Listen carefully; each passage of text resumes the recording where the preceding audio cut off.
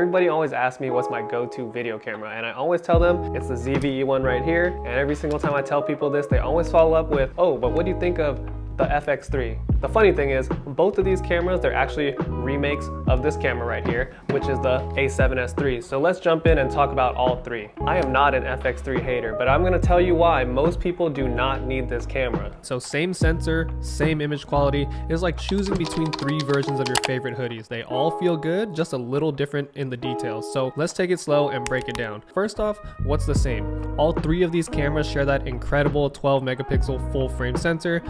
Yeah, it's not a megapixel monster, but that's not the point.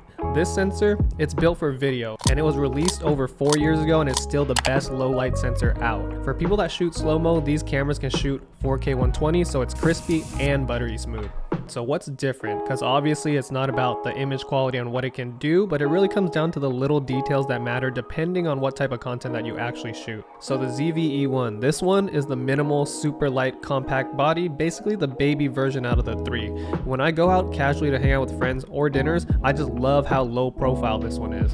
However, don't get me wrong, this one is an absolute workhorse. I use it on professional paid shoots all the time, especially for sports because it has an extra layer of stabilization and crop factor to get more range out of your lenses. The downside though is that there's only one card slot, it has a micro HDMI port, and it does overheat after 40 minutes of non-stop recording. Oh, and also there's no viewfinder and the screen sucks. Then there's the A7S III, same image magic but wrapped up in a more traditional camera body. It feels solid and it feels built for versatility. You'll get the viewfinder, you get 2 card slots, better battery life, and the screen itself is way better than the ZVE1. It's like having the options without getting too fancy. And the FX3, it's basically a A7S III with some additional features. This one's designed for filmmakers who want the whole package. There's no viewfinder, there's extra buttons, mounting points on the camera so it's easier to rig it up, and there's a fan with active cooling so you can shoot longer without worrying about it.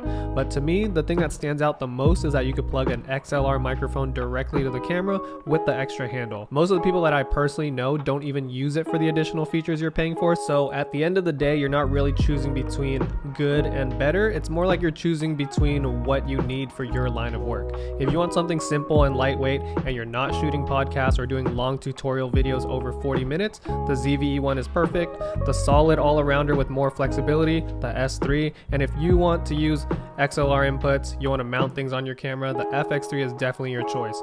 But for the longest time, for the past 4 years, when I only had one body, I only used the A7S III, and that carried me through every paid gig because I never had to worry about it overheating. There has been times where I brought the ZVE1 and it overheats, but I would just switch over to the R5. If I had to choose one of these, I would definitely choose the S3 because for the most part, I don't use XLR microphones. I only recently got one, so now it's kind of intriguing me, but for the most part, I never really had to use that. So let me know which camera works best for your line of work in the comments.